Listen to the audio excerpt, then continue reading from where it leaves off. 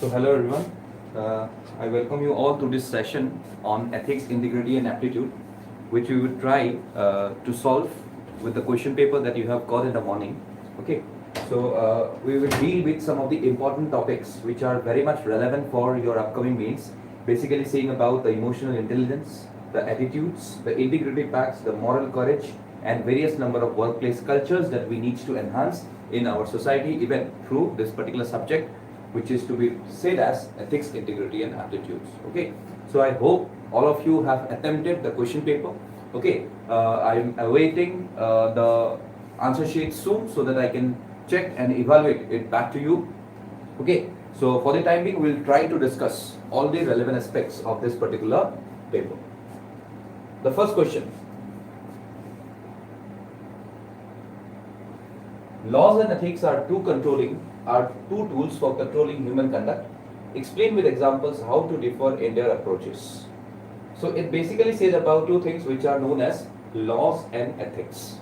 Okay, so we know about law. Law is something which is basically a rule, okay, a conduct that we need to enhance in the society, and we all know about ethics, which are some number of conduct which we need to be in the society with various number of its respective elements.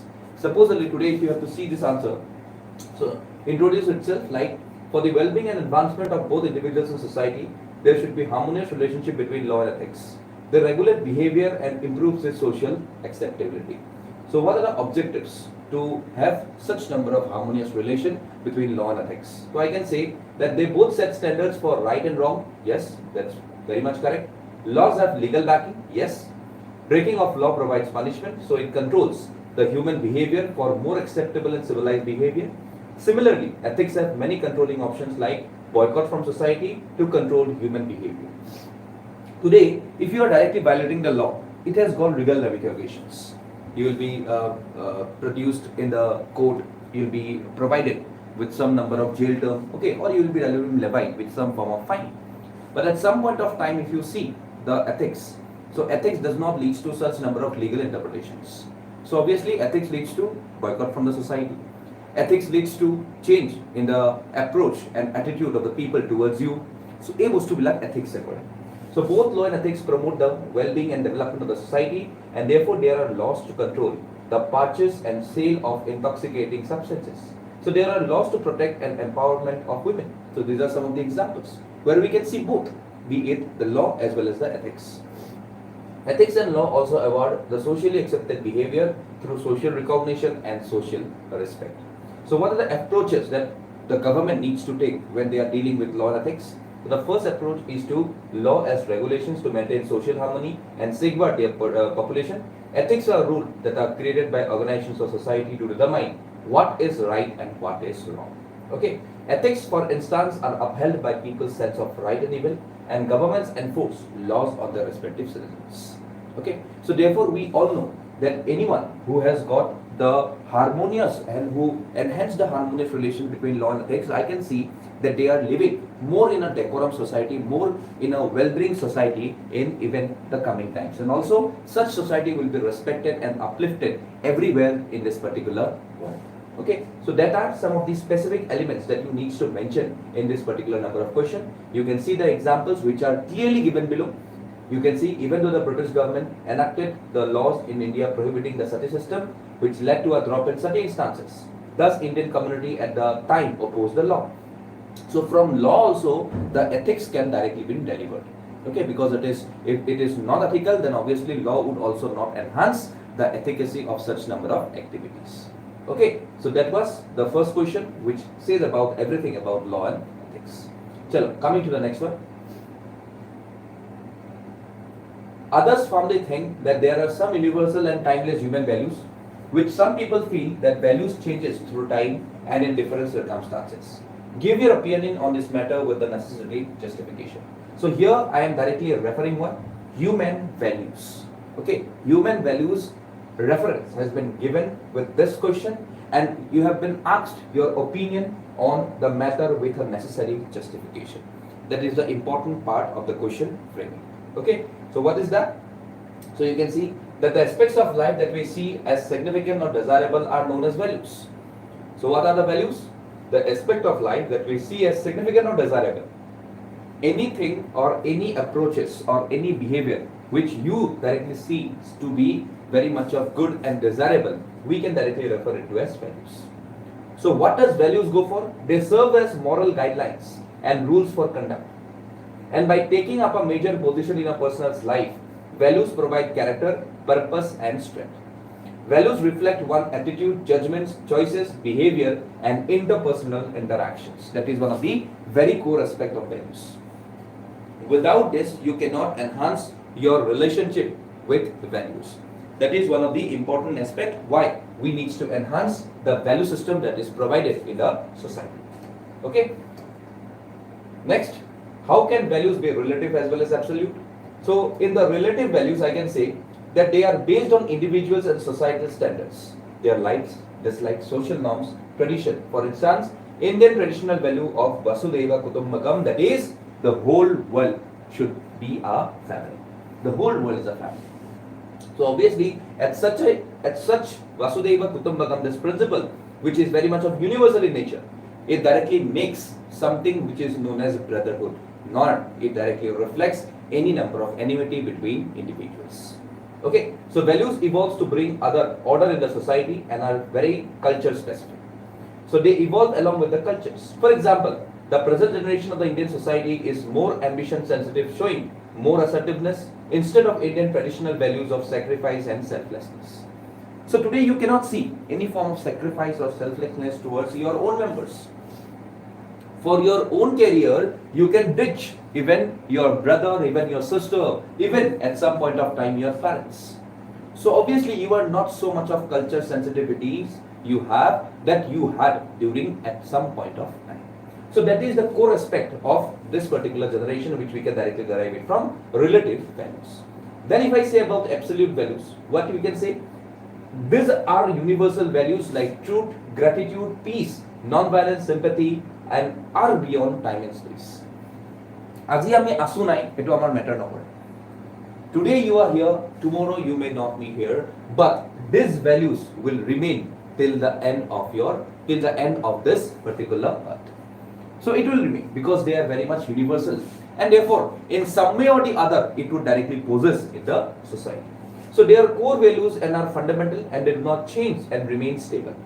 So the standards of conduct differ from person to person, society to society, but there can be some values which can be considered universal.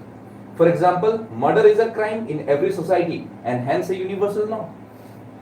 Kitiba kunba society enaka kobo pare niki je murder is not a crime. Basically, a society which has got values. You cannot expect that in that particular society the values can be said to be or the mother could be said to be a proper value. It is a crime in that society also. And therefore, we can enhance this to be very much universal. So therefore, values can therefore be universal, relative or dynamic, meaning they can change through time. So try not to become a man of success, but rather aim to become a man of values. As Einstein once said, and therefore values affect how we feel, think and behave. And they direct us towards morality and thus provide life with directions and stability. Because without values, you cannot have a life which has got direction as well as a stability in the coming times. So obviously, values enhance the position of a person in its activities and also it would make the person very much entails towards his activities so that it can enhance his relation in the coming time with respect to the society. Okay, so that was the second question which has been asked with respect to values and its illustrations. So this is one of the current affairs that has been asked about how could social influence and persuasion contribute to the success of selfie with daughter case. So this selfie with daughter case, so we can see that parents from all over the nation who were celebrating the birth of their kids were featured in the selfie campaign and most people want to fit it in, thus an increasing number of parents shared selfies of their daughters online. Because we know that daughters are very much ill-treated today in our society, even today. Okay, and this can be seen mainly in the northwestern province of India, basically Haryana, Rajasthan, where this child marriages, okay, then this child killings are very much common, basically the girl childs. Okay, they do not desire girl child. So therefore, the selfie with daughter campaign was started by a proud father in a village in Haryana and it quickly gained international attention. Social influence and persuasion can play a significant role in contributing to the success of selfie with daughter in the following ways. So social influence. Social influence means what? Here an external person is basically making you influence. So here the proud father who is sharing, he is basically going for social influence. And obviously today you are sharing something with respect to that particular approach. So at that point of time you are getting persuaded. Means you are influenced and then you slowly attain the quantity of having a proper attitude towards the persuasion activities. So therefore, when the selfie with daughter is directly a success, why? Because there are various number of social norms which are some of the powerful form of social influence that can contribute to the behavioral change of the person. Okay, then if I have to say about the social proof, which refers to the tendency of people to follow the behavior of others in similar situations. And therefore, by highlighting the actions of the people who have already participated in Selfie with Daughter campaign and demonstrating the positive impact of the actions, the campaign can encourage more people to participate. So today, if I have to give a proof, okay, today, why you all are trusting today with us? Why you have a trust with us? Because you know that this particular institute, excuse me, sorry, I'm a little bit not well, okay, as I am directly caught with some of the cold, okay, so please excuse me and pardon me for any type of sneezes that comes in between the classes. Anyways, coming back, so even if I have to see about the impact of their actions, I can say that without having a proper approach towards the respective society or without having a positive attitude, you cannot directly entail the value of the goodness prevailing in that society. Okay, so in that particular scenario or in that particular circumstances, I can directly say that when you trust one person, you basically need the proof. And that person, if that person is basically doing goodness for the society, obviously we need a proof. Without that proof, it will be very much difficult for you to have a trust on that respective persuasion or influence. Okay. Next, if I have to say about the authority, people are more likely to follow the lead of those who are perceived as authorities on a subject. And by involving and promoting the participation of the influential leaders and celebrities, the campaign can create a sense of authority and legitimacy that can increase participation. Okay, so that is also one of the important aspects, because without an authority directly involving in such number of ways, you cannot directly expect to go and entail in a society. Then also reciprocity. It refers to the tendency of people to return a favor or a good deed by recognizing and rewarding the efforts of those who have participated in the campaign, and the Selfie with Daughter campaign can encourage others to participate in the hope of receiving similar recognition. Tomorrow, there may be various number of social problems which today we have in our society. So if such number of campaigns can be a success, then why not those campaigns? So obviously such campaigns can directly boost them up, motivate them up so that they can make such number of campaigns successful, just like Selfie with Daughter. So that is what we say to be as reciprocity. Okay, that is a people to return a favor of a good deed. So obviously social influence and the persuasion can contribute to the success of Selfie with Daughter by promoting desirable social norms, creating a sense of social identity and belongingness, and even encouraging this reciprocity which we directly entail in the society pretty well. Okay, so that was the question and with the model answer. Next, question number 4. What does it say? The capacity to control your emotions so as to work for you rather than against you is known as emotional intelligence. Did you agree with the viewpoint? So here, what I have been told about, here I have been told about emotional intelligence, which is one of the major criteria that you need to study for your exam purpose. Very important. So when I say about emotional intelligence, what it refers to? So it refers to the capacity to comprehend one's own emotion as well as those of others, controlling them and using them to carry out activities. Okay, so here it is the capacity to comprehend one's own emotions as well as those of others, to control them and use them to carry out activities. So the foundation of administrative social skills is what contributes to the effectiveness of this particular organization. So today, if you have to see about the EY works in favor in the following manner. It assists in preserving objectivity while completing the work. Yes. Then it says or produces effective and desired results. Without emotional intelligence, you cannot directly expect a good results for the society. Also, it boosts teamwork among colleagues. Okay, because if you understand each other, then obviously it will boost the teamwork amongst you. Then it reduces tension and any irritation and yelling. Okay, obviously if you have got a proper control over your emotions, obviously it will lead to what? Reducing tensions. Then it aids in comprehending others' mental states, because without knowing the other person's mental states, you also cannot directly agree to what type of problem that particular person is basically facing, which may be your friend, which may be your teammates. Okay, helps you become ready to handle unforeseen scenarios. If you have got a proper emotional intelligence at some point of time, this particular habit of yours will lead and may lead to some form of situation which may help you tackle some of the unforeseen scenarios. Tomorrow, if you have got emotional intelligence, you can tackle some of the crucial and some of the very deadly situations which we cannot expect directly in our society, and we all do not expect basically to have in our society. But such type of problems, when they come in front of you, then through emotional intelligence you can control such respective aspects. So an officer who possesses emotional intelligence may find it easier to inspire and motivate team members to complete assigned responsibility activities.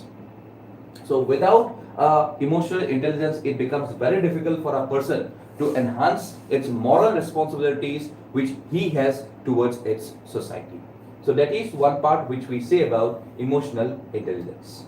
Okay, so therefore it aids public servants in decision making by preventing emotional outbursts and maintaining emotional control. Okay, and also it aids the civil servants in developing empathy for the general populace, particularly to the weak and vulnerable ones. Okay, so obviously that is one of the important aspect. So we have got an example. So let us say you have oversee a critical public project with a tight time frame. If you have low EI, you will become easily irritated, nervous, frustrated, disheartened, and pessimistic as the deadline draws near. Your endeavors will be further hampered by this. So obviously you need to have a proper approach, you need to have a proper emotional intelligence and control towards your own self as well as the others, so that you can complete that immediate work in that particular time frame which you have been allotted with. Okay, so therefore, however, if you have high EI, you will do well, inspire your team to work quickly and calmly, come up with new creative ways to speed up tasks with a positive outlook and upbeat attitude. Okay, so therefore it aids in various number of affairs that you faces basically every time in your life as well as in your services. Okay, so that was all with the EI. Next, considered one of the most essential qualities for a civil servant, that is compassion for the poor groups or weaker sections. Why? Examine. So it has been asked about the main criteria which has been defined to you directly in the syllabus, which is the compassion for the poorer groups or for the weaker sections. Okay, so here it has been given the very nature of a civil servant, which is to the service of the nation and its respective citizens. Okay, so the very nature of the civil service is service to the nation and its citizens. So with such established principle, the key attribute that must be possessed by him or her is compassion. So what is compassion? To have genuine feel, connect with the people that are being served. Okay, so without compassion, if you have got a fake compassion, you cannot attribute your goodness towards the society that you need to entail being a civil servant. Okay, so obviously you need to engage with your values, which are very important at that particular purpose when you are directly going with this civil servant. Okay, and that is basically compassion. So without compassion, the very nature of service is destroyed, and it is much like giving alms to beggar and making a claim on the same. Okay, so you have to go first what? You have to go first with what is basically the nature of the civil servant and what type of thing is compassion. So compassion ki hoy to bujai lala. Tapsat kula without compassion ki hobo pare. Okay, so then you can see about that how without compassion you are directly killing the very goal of yours to directly serve the society. Okay, then also you can directly say that without compassion the service would take a colonial touch. Okay, that is characterized by mercantilism and subordination of the colonial people than their amelioration. Okay, so without having a compassion towards those people, then obviously whatever the British has done with us, you are also doing the same. So obviously you are not loving your own countrymen. Okay, so that is the type of approach that you need not have towards the society once you are directly being a civil servant along with compassion. Okay, so therefore you can directly say that in the post-independent, the civil service is a prominent role in removing the colonial imposed distortions such as social, economic and political, and the essence being compassion, which would propel the efforts and serve to reach further than parochial and western outlook to the problem of day. Supposedly, example, if you say that a DM would be highly engaged towards his work if he is driven by internal compassion than by considering it as a mere 9 to 6 job, compassion would fuel his efforts and dedication to serve for the higher good, which is an inherent feature of the civil service. So as on to the civil servant, without approaching proper conduct and without approaching with a proper compassion, if he is doing something which is basically from 9 to 6 jobs, then obviously he cannot do anything. So if he thinks that my service is basically 9 to 6, then he is not a person with compassion, with integrity. So he is a person with who does not have all those factors which are some of the essential features of being a civil servant. So that is the important criteria that you need to have when you have the thing which is known as compassion. Okay? Chalo. Next, identify 10 essential values that are needed to be an effective civil servant, that is a public servant. Describe the ways and means to prevent non-ethical behavior and in the public servant. Okay? So 10 essential values that are basically needed to be an effective public servant. What are they? So you can find the first one being what? Integrity. Okay, what is integrity? You have just to define it in one line. Consistency in value system, thoughts and conduct. The main word is what? Consistency. Okay, that is known as integrity. Objectivity, impartial decision making, means without taking any favor, you are taking a decision. Then leadership, ability to lead subordinate towards desired goal. Okay, that is known as leadership quality. Because you being a civil servant, you need to lead a respective group of people, and at that time only you need to have this particular quality which is known to be as leadership. Then openness, being transparent and open scrutiny. Okay, so here main word to give transparency. Okay, so here ki bolo integrity, objectivity, leadership, openness. Integrity to ki hoy consistency in value system, thoughts and conduct. So jitu decision to be low asa, jitu kaam kori asa, that should be constant throughout your lifetime when you are directly acting as a role being a civil servant. Responsiveness, addressing the demands of the public. Okay, because without addressing the demands of the public, you are not performing the role being a civil servant. You need to address, you need to solve the problems that are with the people.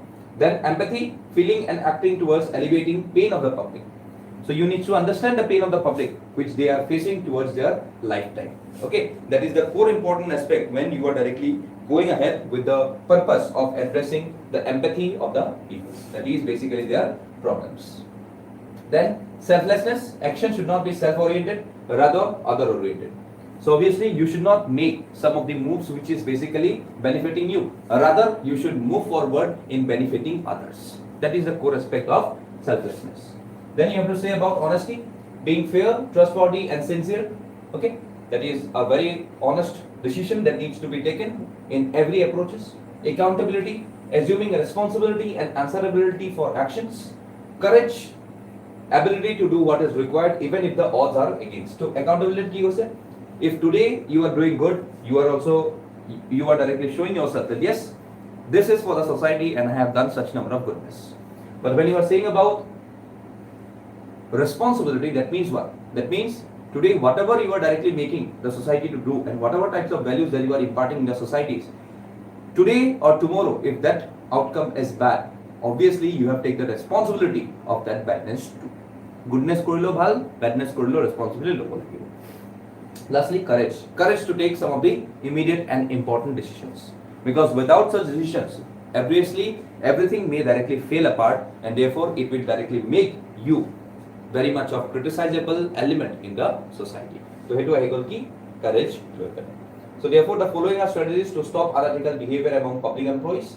So you can see effective laws, rules, regulations are needed. Limiting the use of discretionary authority is also very needed. Effective use of RTI, social audits, e-governance, transparency, these are also some of the important aspects. Okay, and you can say better management of the workforce, promotion based on performance, periodic training, and selection of applicants with high ethical competence and conscience overcame is the need of the hour. So therefore, if you have to go with some of the right mechanisms, then obviously at some point of time you will have a society, you will have public servants which are basically having some goodness, which are basically having some good knowledge about the ethics and its responses, various types of values, and also it will lead to entailment of goodness in the society. Okay, so the next the last conclusion you can directly end it out. Supposedly the combination of these fundamental principles and these measures can increase the effectiveness as civic engagements of government employees. Okay, so coming to the next question about empathy.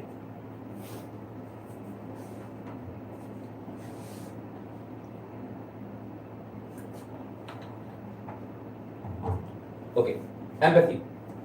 Empathy and compassion are some of the other important skills that help civil servants be more effective in handling the important situations or making important judgments, in addition to intellectual competency and moral values. Explain with appropriate examples. So here, what is the main terms that has been associated with you? Empathy and compassion. Okay, so you have to mark these two things. So we can see that you have to just give a brief introduction about what basically is empathy and compassion and what are its basic requirements. So you can copy this from this particular introduction part. Now if I have to say about the major element of this particular question, that the following are some ways that compassion and empathy might make government workers' job easier. First keyword, better understanding and communication. Without having a better understanding and communication, you cannot afford to be in a society, to be and term with your respective colleagues or employees, okay, in a better way. So if you have got lack of communication, then obviously at some point of time, the organization as or the people in that particular organization will surely end up doing nothing without any efficiency as well as effectiveness. So obviously you need a better understanding which displays empathy and compassion for the public employees to foster very good number of environment in their respective scenarios. Then you have to say about the greater trust and respect. So people are more likely to trust and respect public employees who demonstrate empathy and compassion for others. So this may facilitate deeper connections and foster an atmosphere that is more supportive and collaborative. So it is one of the important aspects why you need to have a proper eliminations of trust and respect. Okay, proper elimination, no, elevation of trust and respect that you need to have in a society. See, people are more likely to trust and respect public employees who demonstrate empathy and compassion for others. This may facilitate deeper connections and foster an atmosphere that is more supportive and collaborative. মানুহে যদি দেখে যে এজন public সার্ভেন্টে কি কৰি আছে, empathy দেখাই আছে, কম্প্যাশন দেখাই আছে, কোর ভ্যালুজ দেখাই আছে, then obviously people will directly generate more and more trust towards that particular person, and obviously this will lead to enhancement of goodness and pureness in the society.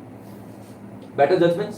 Public workers are more likely to make decisions that are fair and just if they can comprehend the needs and viewpoints of others. This may contribute to better outcomes for the clients they serve and higher quality service delivery. Very, very important. Because without having a proper judgments towards the associated affairs that a public servant is dealing with, you cannot expect goodness amongst the people.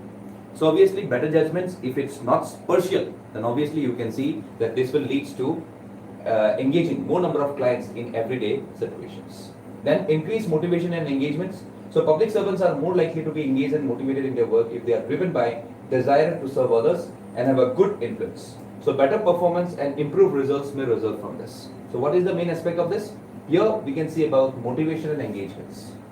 So without having a proper motivation and engagements towards the service, motivation, it may be in the form of promotions, it may be in the form of salary hike, it may be in the form of some number of increments, okay, it may be in the form of some number of good postings. So every keyword, positive vibes, motivations to work for more and more towards the society, and also with proper engagements in a very good way and in a very simple and very precise way. If you are directly engaging with the people, then you would also lead to a good value that has been enhanced in the society.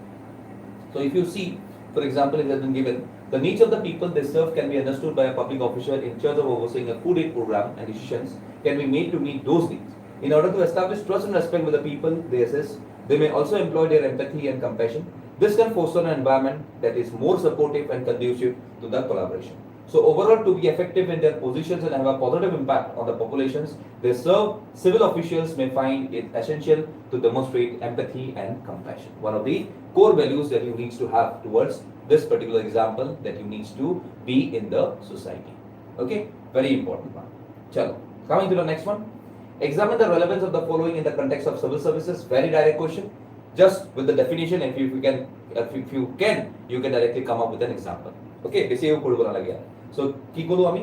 Transparency, accountability, fairness and justice, courage of conviction, spirit of service. So you just need to define all this. Okay, so what was the first one? You can see about transparency. So it says how we need to be more transparent. Okay, so first you have been given the definition of accountability, through which public sector organization as well as people who have take responsibility for their choices and needs. Okay, then you can see about justice.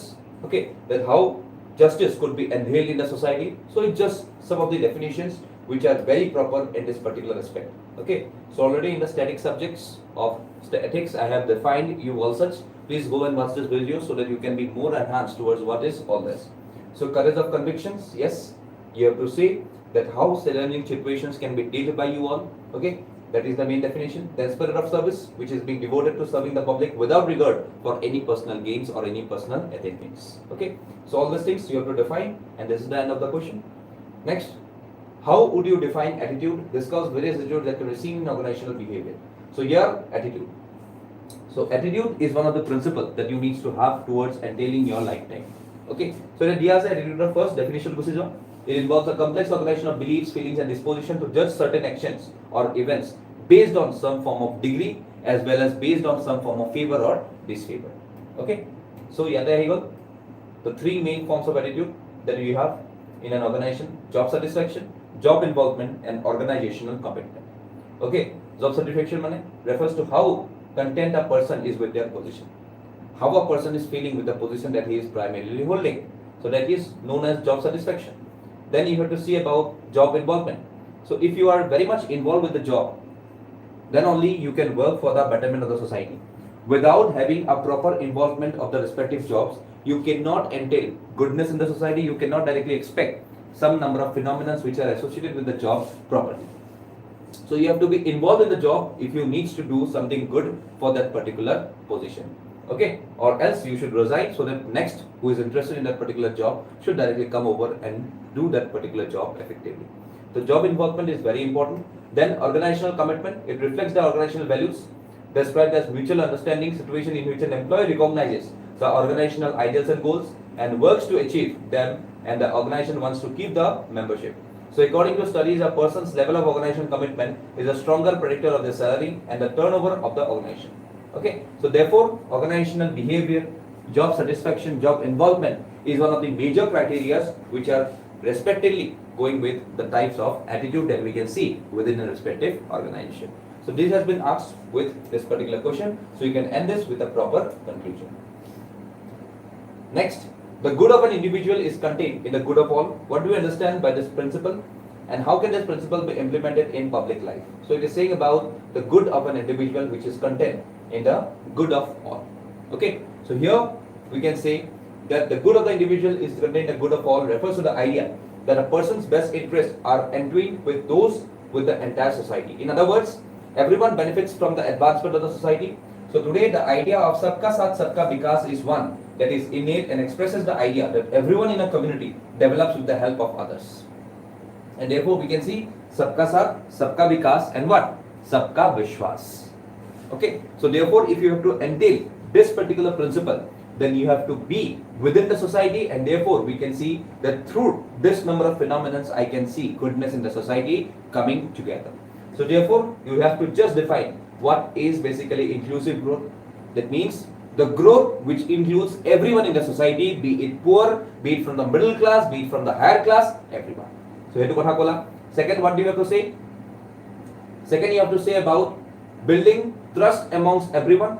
Okay, when you are doing something which is very much inclusive in nature, when you are including everyone in the society, obviously people will have more trust toward you, and therefore we can see that you will build a good faith being a public servant within the society.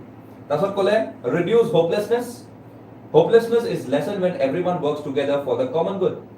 So today, if my government is working for the upliftment of my society, my individuality, as well as my principles, then obviously at some point of time, I will not feel myself to be one of the hopeless people in this particular country. So obviously it will reduce hopelessness, the peace, when we will build trust, when we will directly involve the inclusive growth in our society. Okay, then social cohesion, that means what? The reduction of social inequality benefits everyone. Because of this, everyone collaborates for the benefit of the society. Social cohesion, same thing. It is another factor which is going with inclusive growth. Because without the society, because today if you see in our state only, as you know, state we have got a good number of societal peoples. Okay, we have got a diverse society. And in this diverse society, many number of peoples has got various number of values. If these values directly cohere together, then we can see that this will benefits everyone. Peace will be there. Trust and security will be there amongst every groups, amongst every communities, and this will help the people out from this phenomenon of what? Of any type of problems that we can face in the coming times. So that is one. So how this principle can be implemented? Obviously, sensitization. If people does not know about such principles, then obviously people will never acquire such number of qualities. Then education, obviously, if you have got proper things associated with your education, then they will learn at a part of your syllabus. So that is one. Then you can see value development. So every person in the society should be taught the values of empathy, compassion, selflessness, okay, through various number of conducts. It may be through an NGO, it may be through various number of panchayats. So in what type of local self-government of Loipalai, we can directly make such number of programs so that we can enhance the values of the respective society. Obviously, grievance redressal. So today, if you are solving the problems associated with the village, associated with the area, which is basically a small area, if you are solving every number of problems, then at some point of time, I can directly say that this will directly help everyone to be a part of the society for their respective goodness. Okay. So therefore, lastly, the good of a person therefore depends on the good of everyone. Every person must try to develop within a society. Being a part of the tranquil and forward-thinking society benefits people as well as everyone else. So it's just the conclusion that you need to entail in the last paragraph. Okay? Fine.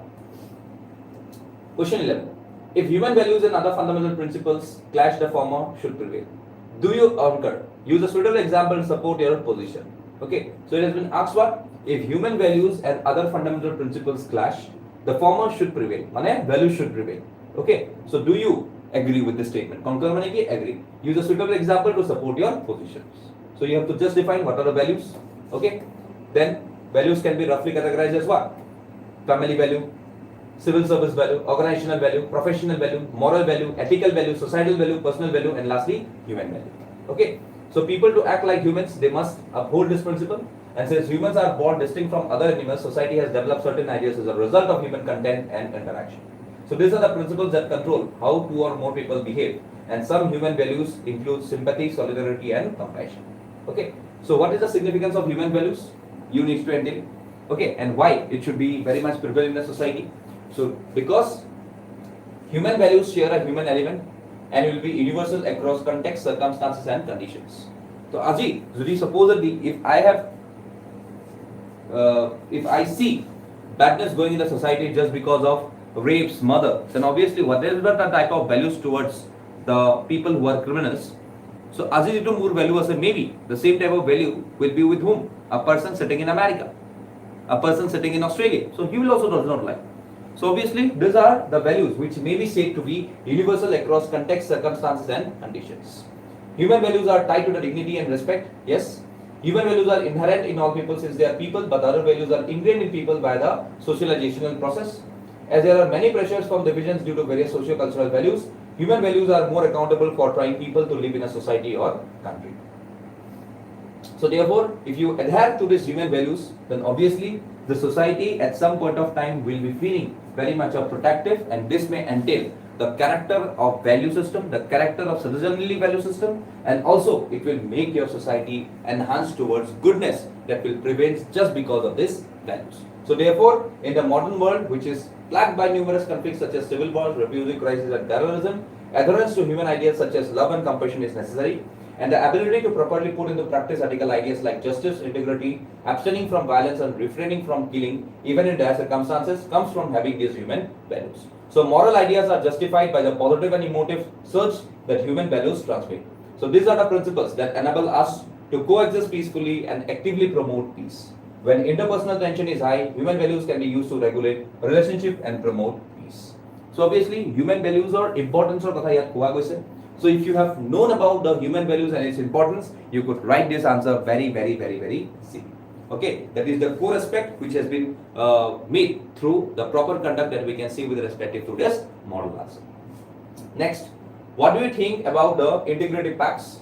Examine the current events' usefulness in promoting efficiency and openness in India's public procurement. So what you know about integrity pacts? So what is the integrity pacts? So you can see that NGO team Transparency International developed the integrity pact as a tool to combat corruption and guarantee.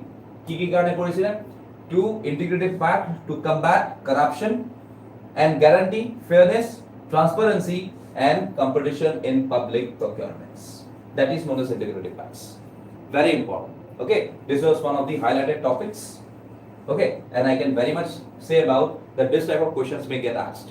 Okay, so here key kole NGO named Transparency International developed the Integrity Pact as a tool to combat corruption and guarantee fairness, transparency, and competition in public procurements. So a monitoring mechanism that is often run by a civil society organization is also included. Okay, so mainly you have corruption. Okay, then you have to say that why this Integrity Pact was a news. So recently, Lieutenant Governor of Delhi has made it mandatory for government bodies and private contractors to sign an integrity pact of all tenders worth more than rupees 10 crore.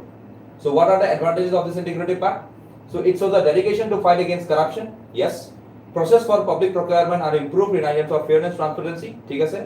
Public will have more faith in the government and business when public procurements are more transparent. Yes, that is very much sure. Zimane public procurement hoye se যদি basic transparent hoy, open hoy, then obviously people will know about the process and people can even ask the question to the respective government if they are going for any form of duplicacies. Okay. Next, it gives civil society organizations the ability to offer their services, enhancing the fairness of the government. Integrated pact adoption enables the public sector enterprises to increase their profitability and competitiveness. Yes. Promotes institutional adjustments including streamlined administrative processes and highlight regulatory standards, because without having a regulatory standards, even RBI or even the currency of the country will fail. So today RBI is a body which is regulating the currency and therefore we are not in the verge of collapse even during the time of the COVID pandemic. So obviously it will entail the regulatory standards. So when there is federal state funding involved, resources have a greater impact and effectiveness. Yes. Okay. So for the greater impact and effectiveness of the respective element, we can see the enhancement of this particular angle of integrated pacts, which may be proving more and more transparent in the coming times. Okay. But what are the challenge in implementing this? So you can see that at some point of time, though we are discussing about transparency, though we are discussing about openness or righteousness, I can see that this hardly takes place in our present scenarios. So obviously in some way or the other, in any point of time, we can see some form of corruption basically taking place in our society. And that is the important aspect why this is slowly and slowly failing down. Okay. Also, due to several factors including cultural differences, linguistic obstacles, and lack of experience with the Indian legal system, it can occasionally be challenging to bring and oversee supplier under the Integrity Pact. So আজি যদি মই এইটো সাবজেক্টত integrity প্যাক্টৰ কথা নকলোহেঁতেন, maybe very few people would have understood what is integrity pact, and that is very much difficult for us to make them understand about the services associated with integrity pacts. So therefore it is necessary for the people today in our country to know about integrated pacts, and this can be through various number of sensitivizations programs. Because private enterprises receives an unfair advantage, there is no equal playing field, and a government-owned business is completely transparent. So private businesses are not held responsible to anyone, and in rare circumstances when only one business fulfills a specific condition, the supplier declines to sign an integrity pact. So yate koa goise that transparency and openness should also be inside the private, and there should be a proper regulation towards the private establishment. So all government yate nika hole nohobo, yate private o nika hobo lagibo. So that is the core demand of this particular point. So integrated pact is being used as a complaint based system, and in most cases vendors are victimized since they are denied the chance to present their side of the stories. Okay, so enuka nohoy, this should be one sided holo nohobo, two sided hobo lagibo. So even the person who is giving that particular product, even the person who is basically attached to the particular product should also come towards having a proper understanding and proper representation of its problem, and not only the customer should have benefited out of this integrity presence. Okay, so etu last point of question.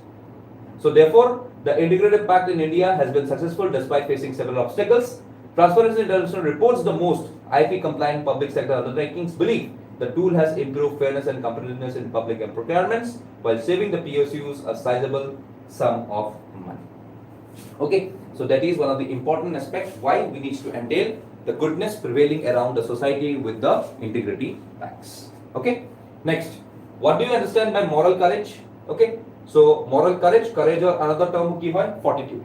Okay, or dealing or having a courage in some of the extraordinary situation. Etu ki koy aso fortitude boli koy aso. Why it is important for civil servant, and give an example of situation when you have displayed moral courage.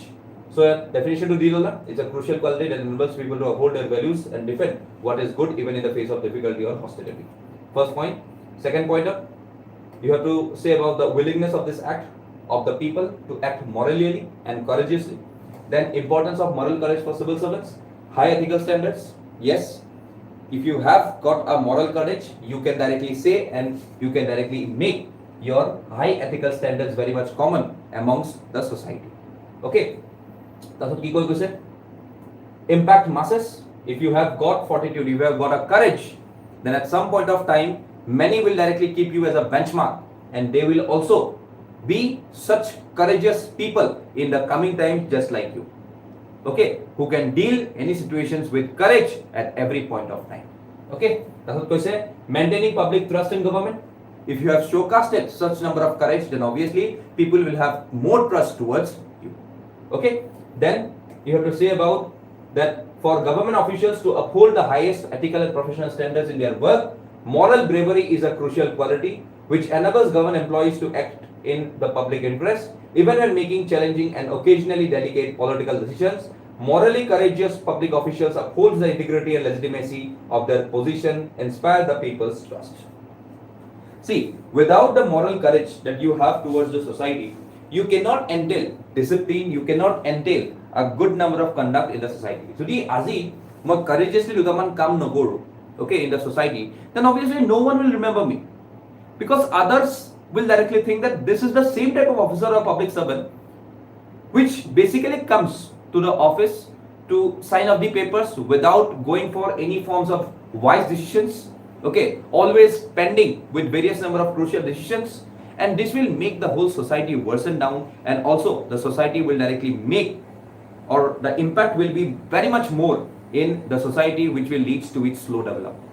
So therefore, obviously at every stage of time, you have to show some number of fortitude and courage so as to deal with various number of situations in a very right approach, so that even the people will appreciate you and even the people will get motivated just because of your conduct. So therefore, moral courage as well as moral fortitude is one of the important factor and why you need to entail it within your ambit. So that is the crux of the question that you have been asked with the moral courage. Next, what is the meaning of the key ethical terms right, wrong, love and compassion? How do these terms relate to our understanding of morality and ethical principles? So first, right, wrong, love and compassion. So you have to define all this. Right key speaks about deeds or conduct that is regarded as morally right or admirable. Love, emotion that is frequently linked to satisfying emotions and connections. Okay. And lastly, compassion. It alludes to the sentiments of empathy and concern for other people, because it is regarded as a crucial component of treating people with kindness and understanding. So what is the relation to morality and ethical principles? See, without love, without being righteousness and without being compassionate, you cannot support your respective assessments. Today, if I am doing morally right or wrong, if I have justified the cause of the society or not, if I have got something which is known as righteousness in my body or in my soul. Today, whatever the types of policies that we are directly taking with respective to the social groups or poorer groups. So, a poorer groups are logot moi jikhini bostu kori asu aje. Jodi mor as a love system to nai, jodi mor as a right hoine na mo gom na pao, jodi mor as a compassion towards the poor communities nai, then how I will say that my assessment, and how will I directly make my assessment that is I am right or wrong towards the approach that I am taking towards these people. So this particular three things supports our assessments. Then it is basically for decision making. Without rights, without love, without compassion, you cannot even decide what needs to be done and what not needs to be done. So decision making not help for it. That's what I say. Aids in navigating moral conundrums. Moral যিখিনি আমাৰ conundrums থাকে, moral কৰো নকৰো, কৰিব লাগিছিল না লাগিছিল, কেতিয়া কৰিম আজি কৰিম, এই বস্তুটো আমাৰ থাকে, এটো কোন কি আছে moral conundrums, আৰু এইবিলাকক আমি right, compassion and love এইবিলাকে আমাক হেল্প কৰে. Okay, then you can see that key ethical phrases that are strongly tied to our knowledge of morality and ethical principles are this. So this concepts assists us in assessing our acts and behaviors and in determining what is morally right or wrong, and these are therefore essentially influencing our actions and choices as well as in fostering wholesome relationship and other people's well-being. So therefore, this four elements, right, wrong, love, compassion, is one of the crucial element when we have to discuss about something which is morally right or which is morally wrong.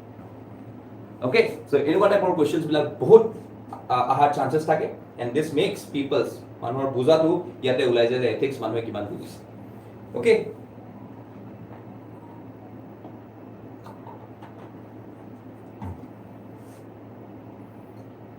So, question number 15. What is code of conduct? Should the guidance of to public officials be a code of ethics or a code of conduct? So, code of conduct key hai set of guidelines detailing the standards, obligation, and correct conduct of a person, group, or organization. Important hai. Okay. So, head to definition to deal with. What is the code of conduct versus the code of ethics? Code of ethics key hai typically a certain declaration of values and overarching concepts that offer general direction to public servants. It is aspirational or value-based with the assumption that they will strive for greater standards. Public employees and their managers are encouraged to agree on the parameters rather than the specifics of required behavior. Okay, so ebila hoigol ki code of ethics. Okay, code of ethics mane these are proper standards, these are proper values that we need to entail in our being when we are delivering public services. Okay, aru kisuman bostu koi code of conduct, that means during having the ethical norms inside us, what is the type of deliverance that we are directly giving on to the society? Eto ki koi asu code of conduct.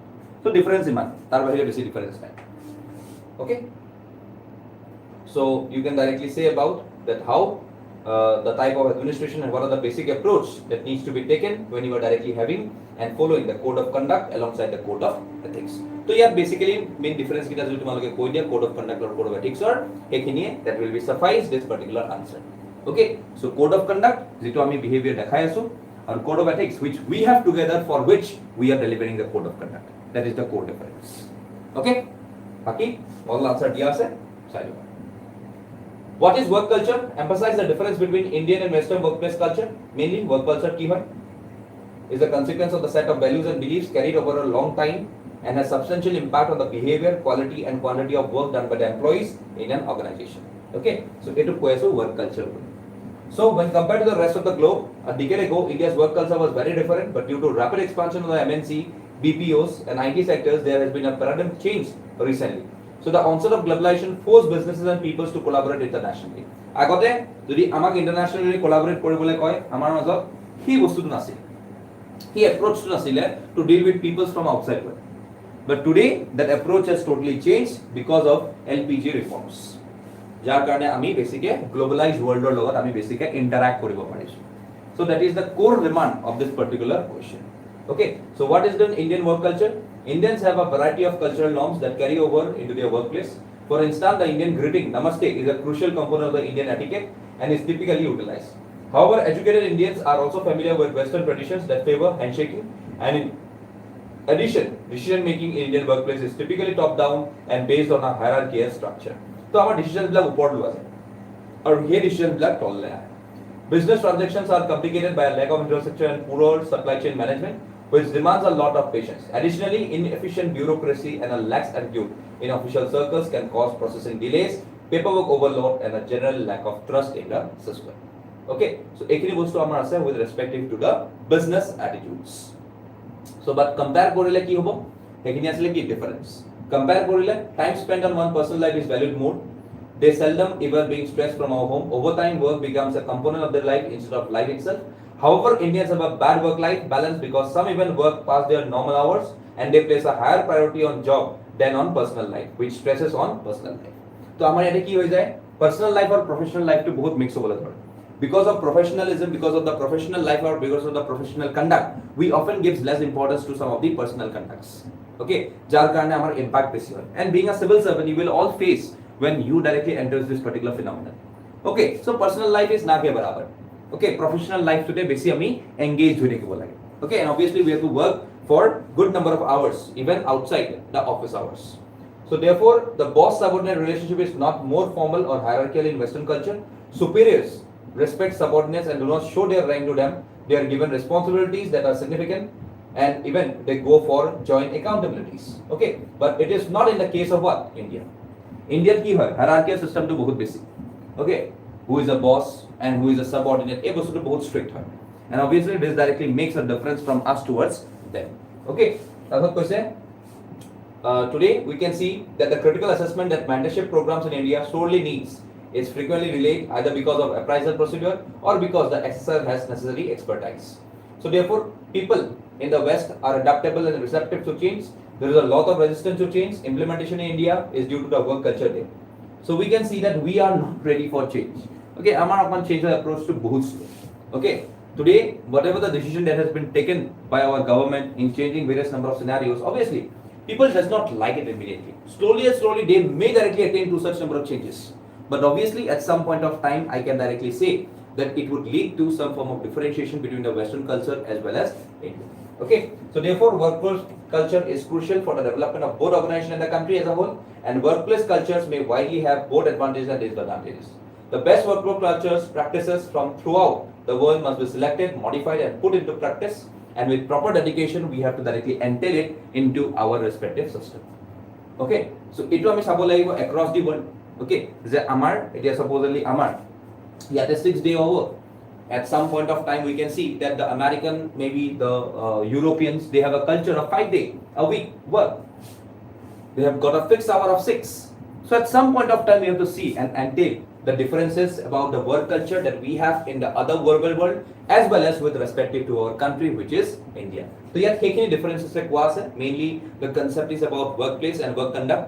So a question that you have got a model answer, just go with this model answer because the concept has been already explained. Okay, so ekini silent you will betterly answer this particular question. Then young people with ethical conduct are not willing to come forward to join active politics. Suggest some steps to motivate them to come towards. That কোৱা গৈছে যে যিমানখিনি young people young like people okay who are basically not showing any interest towards politics. Okay, so why this is directly happening within our country? Okay, so ইয়াতে mainly কিহৰ কাৰণে হৈছে introduction to young people needs to be drawn into politics in order to shift the current political landscape, and the action listed below can be utilized to persuade someone to enter politics. কি কৰিব লাগিব? This can be accomplished at the high school and college level where students should be coordinated with the feeling of obligation and accountability to the country. Okay, country কাৰণে কিবা এটা কৰিবলৈ আমি তাহাঁতক দিব লাগিব, because without having that particular concept of doing something for the country it would be very difficult for them to enhance the type of system that they needs to have in their respective society, which is to be going forward with the political system. That's কৈছে books about notable figures like these people should be required reading for students, because this may inspire the generation of political leaders by showing them how to get involved in politics while upholding moral and ethical principles. Okay, students should be required to take part in political discussions, college elections, youth parliament while in colleges. However, was the case in JNU, the college politics should not be subject to the divisive political climate of the outside world. So বেলেগে কি বিচাৰি আছে সেইটো হ'ব নালাগে, যেনেকৈ JNU হৈছিল. Okay, the tukre wala gang. Okay, so এইবিলাক হ'ব নালাগে, এইবিলাক নহলে obviously because this is totally unethical in nature, this is not totally accepted in a society like us. Okay, so এইটো বস্তু হ'ব নালাগে কেতিয়াও. So the government and NGOs should also take actions to lessen or completely eradicate the illegal aspects of politics. State funding of elections may also be considered to be enable those without the means of participating in politics. So ইয়াতে society role to আছে, okay, but ইয়াতে কাৰ আৰু role আছে, governmental role আছে, because without having the governmental approach you cannot directly expect something for the change in the society. So governmental ইয়াতে role ta lobo lagibo, lead ta lobo lagibo to make this things or politics entail to the younger generation of the coming time. So therefore all these actions have the potential to inspire the nation's young talent to enter politics as both a job and means of giving back to the society. Okay, because if you are seeing some people today who are totally in this particular sector, okay, so obviously you cannot see a good number of young citizens or young people basically joining the politics. Okay, so this should not be there. Okay, your young and dynamic people should be more hardworking and should be more responsible towards goodness of the society, and therefore we need to have one amongst them. Next question, what is the role of morality in shaping human behavior? Discuss the importance of ethical values in personal and professional life. Morality. Okay, so you know about what we have gone with the morality. Morality is ability to influence human behavior okay, is very essential when you are directly thinking of morality. Means what? You may be morally correct, you may be logically not correct, and also you may be ethically not correct. Okay, so there is a wide difference between being morally correct and ethically correct. Because when you are ethically correct, that means you are applying reasoning to morality. But when you are morally correct, you are only dedicated to the amount of work that you are directly defined under. So therefore, when role of morality in shaping human behavior is important because it plays a crucial role in framing behavior by providing a framework for individuals to make ethical and responsible choices. Because without having a responsible choices, you cannot directly entail a citizens to be morally correct. Okay. Then also it provides a framework for individuals and guides them towards making ethical decisions. Morality is often closely tied to culture and religious beliefs and can be influenced by societal norms, personal values and experiences. So in the morality, I mean nija generate kodi it has got some means. Supposedly I can say that morality has got its pendency towards the society, towards the culture, from where we are deriving some form of goodness basically prevailing in our society. So by following moral principles, individuals can develop a sense of integrity and purpose in their lives, which can lead to greater personal satisfaction and a sense of fulfillment. Important aspect. So it can also foster positive social interaction and build stronger relationship based on mutual trust and respect. Because without having a morally correct attitude, you cannot foster development, you cannot foster mutual respect, and you cannot foster mutual understanding between every forms of individualities. So that is the core aspect of being moral in nature. Okay. So here the key question: importance of ethical values in personal and professional life. Yes. Sets a standard for right and wrong. Honesty, respect, and compassion are essential in personal and professional life. Personal life, these values help in building positive relationships, enabling individuals to live a fulfilling life by creating meaningful connections. Professional life, ethical values are essential in building a successful career and contributing to the society. And also, we can see that they will help in creating a work environment that is fair, respectful, and accountable. So therefore, when I have to say about in the conclusion, so it is impossible to exaggerate the influence of morality on how people behave. In both personal and professional lives, ethical principles like honesty, respect, and compassion are crucial. So therefore, all these things are essential to develop and put ethical beliefs into practice in all facets of life. Because without having such number of activities, you cannot foster development, you cannot foster cooperation, you cannot foster goodness in the society. So it was a core remand asile this particular question, which is saying about to define morality in terms of the society. Okay. Coming to the 19th question, what is the relationship between ethics and aptitude? How does a person's moral character affect their ability to make rational decisions and act in the best interest of the society? So here the core term is basically aptitude. Okay, so here the aptitude or morality ethics or katha. Okay, so you have to say about aptitude, which relates to person's innate talent or ability, which is a natural talent. Okay, my aptitude may be that I am very much good in English. It is my aptitude. It's a natural talent. Okay, I have acquired this talent. I have got this talent in my mind. Okay, English too. Then also it is very much good. This is one of my aptitude. Some has got very good understanding of mathematics, Aryabhatta, aptitude. Okay, so it is a natural talent. Okay, so a person's personality and behavior are significantly influenced by both ethics and aptitude. So just define what is ethics and aptitude are interrelated. How is ethics concerned with the principles? How an individual's aptitude can influence their ethical behavior? And how an individual's ethics can affect their aptitude as they may prioritize their moral values over their natural abilities in certain situations. So yate just ami eta similarities anibo lagibo car maza for ethics and aptitude. So you can quote an example where an individual may have a strong aptitude for science, but their ethical values may prioritize environmental protection over scientific progress. Difference আছে.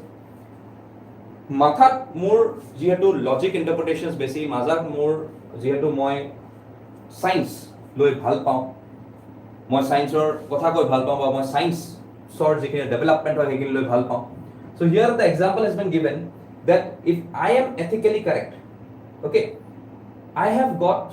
if I am very much going with my aptitude which is basically my inborn talent so I have a strong aptitude for science just like supposedly mathematics just like for example research but their ethical values may prioritize environmental protection over scientific progress or karone ki koribo lage obviously I have to go for R&D.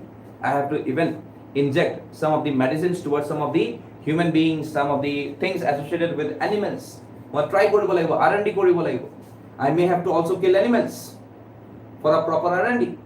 So at such a point of time, I can directly say that I may have got aptitude for science, but I may not be ethically correct there, because over my ethical principles, I need to be environmentally protected. My environment protection of what basic problem. In such cases, the individual may struggle to reconcile their natural abilities with their moral values, leading to conflicts and difficult decision making of the habits. So the ethics are aptitude to interrelated norm. Okay. So what is moral character and rational decision making? So you can say about the moral character. Personal moral can affect their ability to make rational decisions. A rational decision making involving weighing the costs and benefits of different options and choosing the options that maximize the benefits and minimizes the cost. Okay, so for example, a person who values honesty highly may choose to tell the truth even when it is not in their best interest. Okay, so here to hold Amiki Kong about the person who has been with the moral character of saying truth. Okay, so in contrast, a person who lacks such moral values may be more likely to avoid the consequences of telling the truth. So obviously, I am saying that this person may not be morally correct, and in this way, a person's moral character can influence their ability to make rational decisions. Okay, so therefore, if a person's moral character can also affect their ability to act in the best interest of the society, so acting in the best interest of the society involves making decisions and taking actions that benefit society as a whole. For example, a person who values social justice highly may prioritize policies that benefit marginalized groups, even if it means sacrificing their own personal gain. Okay, so Zune Nizor society morally. So obviously at some point of time, if that particular thing is also affecting them, Zudi Poisa is supposedly. Okay, so hey Poisa to sobe society kone free te payas. Okay, 500 toka ke so free te payas. So if he has got capacity, he may will directly say that thik ase ei 500 toka to muk dorkar nai. But kak dorkar asle to the person who are basically from the downtrodden society. So tahade jodi yate obviously poisa napai, to moi jodi gute poisa kini rakhi thoi diu, that I may not be morally correct. So here I need to show a good person with having a social justice. I need to go with social justice. Aru ei social justice ki koi ase je poisa kini goribe pabo lage, moi pabo na lage. Okay, so obviously my personal gain or bhaba nai, my society marginalized group or bhabisu, and that may be priority of mine in this particular policies that will make the social justice come into progress. Okay, so yate take kotha to hoise. So in contrast, a person who lacks such one may prioritize policies that benefit themselves to their own group, even it comes at the expense of marginalized groups. A2 coeslu, marginal moral character, which plays a crucial role in ability to make rational decisions. Okay, so A2. Coming to the last question, how can civil servants promote integrity and probity in public life? So here mainly unke likha ase probity. Okay, all of kotha probity report. So integrity and probity are essential elements. They ensure that government is accountable, transparent, able. Okay, introduction to deal. Why we ways to promote integrity and probity? Because through integrity and probity, integrity is like consistency. Developing ethical guidelines. যদি আমি এখিনি follow কৰি আছো obviously আমাৰ যিখিনি guidelines দিয়া যায় এখিনি কি হ'ব এথিক্যালি নর্মস হ'ব ওকে তাৰপিছত কি হ'ব encouraging whistleblowing civil servants should be encouraged to report any wrongdoings yes implementing a code of conduct without a code of conduct none can perform in the society for example in India the Central Civil Service Conduct Rules 1964 outlines the conduct expected of civil servants including provisions on gifts conflicts of interest and financial integrity. Promoting transparency, civil servants should be transparent in the decision-making process and ensure that their actions are guided by public interest. So, for example, the right to information in India allows citizens to access information held by the government and promotes transparency and accountability in government functioning. So, that is the core aspect of this particular question, which says about integrity and probity, which needs to be entailed in the citizenship for essential and functioning of the public sector, where civil servants directly play a critical role in making this number of ethical standards which directly says about probity as well as integrity in governance mechanisms. So without integrity and probity in these governance mechanisms, we cannot expect having transparency in the society and also entailing the freedom of making some good decisions in the society. Okay, so this was the type of approach that you need to take in this particular question, which is also been derived from the model answer that I have been supplied to you. Okay, so that was the end of today's session. So I just want to repeat today in this particular session that we have got the free full length test series that will be both online and offline from paper 1 to paper 6 for this APSC mains. Okay, so obviously it is directly the replica of the APSC mains exam, 17th, 18th and 19th. Okay, so Ami A to Patiso, 17 June, 18 June and 19 June. You can see this is the time period 9 to 12, 1:30 to 4:30, where you will get, this is the particular timetable that you will get in association with your full length test series. So if you want to join, okay, this particular test series, you can come down and register now by scanning this code. Okay, also we'll be going with some of the dedicated ethics session basically for this GS4, which will be totally going in for the case studies. I mean case studies are recording short case studies. Okay, and main approach to case studies you have to define kori. And also we will directly go with something a retomar kite par 20 May, 28th May. Okay, so you can see more than 30 case studies, last 5 years question long, each video less than 15 minutes, and all important dilemmas will be covered. Okay, then obviously also we will go for some of the dedicated essay programs, okay, where we will directly ace your essay writing, okay, where all these things will be delivered to you. Our board kini long, kisuman ami philosophical essays long, kisuman ami current events essay long, which will be helpful for you in the upcoming mains. Okay, so that is all for today. Okay, if you want to contact us and join our program, you can contact us by the csap.co.in, where special offers are going on until June 15. Then you can scan the QR code, okay, and you can call us for more information at 91275 15541. So that is all for today from my side. Signing in off. Tata, bye bye, have a good day.